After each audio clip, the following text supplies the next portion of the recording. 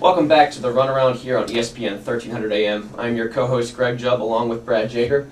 If you want to learn more about the Runaround or Running Maryland, check out runningmaryland.com. We have everything you need to know on there, all the latest results, photos, news, everything about the Runaround. So check us out online there. And also, if you're looking for the latest running gear, shoes, apparel, whatever.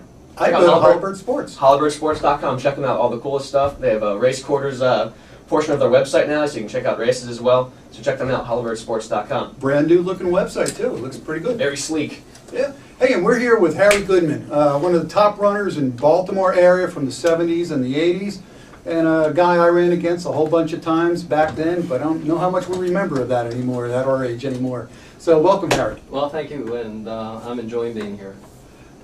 Move the microphone closer to you. There you go. And so how long has it been since you've been competing? It's probably been about 15 years, because I went into triathlons, as you probably know, because I think you managed some, Yeah. you know, so I went into triathlons after I finished road racing and did that for a while, but it's probably been about 15 years. Do you miss competing? No, because I was too, it was 24/7. It was 24/7, and I kind of lived, breathed it, and ate it. And after that was done, I'm happy to, have a break. What was the thing that told you, I'm just done with this, I've had enough? Well, it was an injury, okay, because it was in a triathlon, and in fact, it's still bothering me right now. I heard it again this weekend, but I have a chronic Achilles problem. So after a race, it would be like a week to two before I can even walk normal. And so it just got to the point where I just couldn't anymore. I enjoy running more of a slow pace, and I could sustain it. Back in the 70s, when we were out there training, the big mantra was LSD and not lysergic acid, but long, slow distance. Did you follow that mantra? No, and I kind of disagree with that, okay, because you had guys like, I was following guys like Alberto Salazar, and they wanted to do, not, even though that he was able to do like 120 miles a week, sometimes there are some guys that can do good marathons after 80, 90, okay, but you mixed it up. You did cross country, you did track. I used to do a little bit of weight training, a little bit of swimming, a little bit of biking on top of it. You were saying before you were doing, your big week would be maybe 110 miles per week, but for marathons you were training between 80 and 90 miles a week. Were you doing those in one sessions, or were you going 2-a-days in those type of workouts? 2-a-days. Definitely 2-a-days, especially when I got up around 90s. Because I was working a real job, okay? So, I mean, when you have to be at work, I mean, I'd run a little bit before work and a little bit after work. Don't you hate when work gets in the way of your play? It's terrible how that works like that. Back then, there were so many races. Every weekend you would see some good 5Ks or 10Ks. Mm-hmm. What was the most memorable thing about racing for you back then? Well, it was fun. It was more of, I was a member of BRC, and it was kind of like a family back then. You go out there and you see the same kind of guys, and, after the race, tone down with them a little bit, and it was a closeness we all held. We all shared running together, and it was fun, and we all enjoyed it together. You ran a lot of the old Maryland marathons that were back here that Les Kenyon organized. Correct. Way back when. How many of those did you run? How many? How many different Maryland marathons? Oh, I have no idea. I did it every year. I never, as long as I was running, I never missed a year. But I don't know.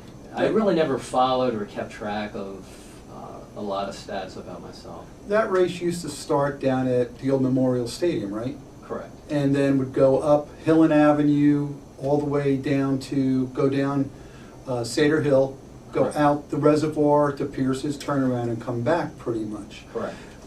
When you would be coming back through the park there, how bad were those hills, especially when you hit Sater Hill?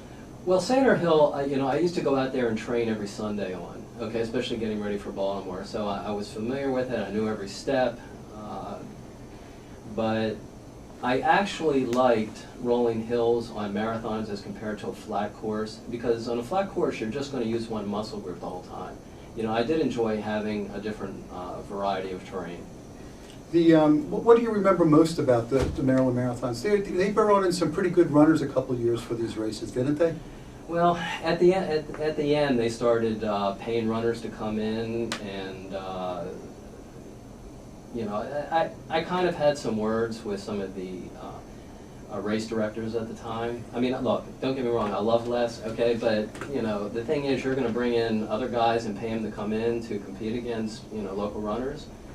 I mean, if they want to come in and go after the prize money, that's fine, okay, but to offer them incentives. I mean, in one year we paid Bill Rogers to come in, and they gave him do you remember this? They gave him $20,000, right? Okay, and he said, and he ran through the race, but he just jogged it. Yeah. Okay, and he said, well, I'm not going to race for $20,000. You remember that? I think I would race for $20,000. He said, well, you got to pay me a lot more if you're going to race it. Oh man. So you're a fan of that organic running scene, and a lot of that, the incentivized race entries, happens a lot today. But going back to when you said you remember the BRC and you go out and work a full-time job, did you have people that could commiserate with you, or at least train with you, or were you out there alone for the most part? Oh, I just trained alone. I didn't really have the time to train with somebody else, but I didn't like training with other people. Okay, because whenever at that point, when you get to the point where you're kind of the let's say in a local area, the big guy to knock off. Okay, even when you go on a training run, people would want to beat you. Okay, just so they can have, let's say, bragging rights at the end. Okay, so it got to that point where I just trained alone. Now there's a lot to be gained from going out there, going for a long run or just even an easy run, workout, what have you. Right. Alone and just be there with your thoughts, it kind of forces you to push yourself, which you can learn a lot from as a runner. But were there ever times where you said, oh, I just wish I had someone to push me maybe to that next level, or were you always kind of happy with where you were? Well, I wouldn't say I was never happy where I was, okay? I always wanted to improve, okay? And I think one time I said, a coach would have not have pushed me as hard as I pushed myself, okay? I mean, to get up early in the morning, sometimes getting up at like 5 o'clock, okay, to go out and maybe do 8 to 10 miles, and then do it after work. I pushed myself harder than any coach, than any coach would have pushed me. I know a coach would have told me to back off at times. I mean, I would train through colds. The only thing I couldn't train through was fevers, because you just couldn't release the heat, but I would train through colds. I just back off the intensity level, okay, but I wouldn't back off for anything. And I just had that intensity level where I wanted to be, mentally, I just wanted to get as good as I could, and I hate to lose. When I went into a race, I hated to lose, okay, so to answer your question, I didn't need anybody to push me. Mm-hmm. And what was your marathon PR? It was 2:25 done here in Baltimore, actually, with the one with Sandor Hill included. Okay, I really didn't travel to go to fast courses. That wasn't what I wanted to do. Actually, what I really wanted to do was be the first Baltimore-born person to win Maryland, or what was that was called Maryland Marathon back then. I wanted to be the first Baltimore-born person to do that. I finished second twice, so never won, but I did finish second twice. Well, you clearly had that fire within you. But going back to training, we mentioned you train 110 miles per week, max at times.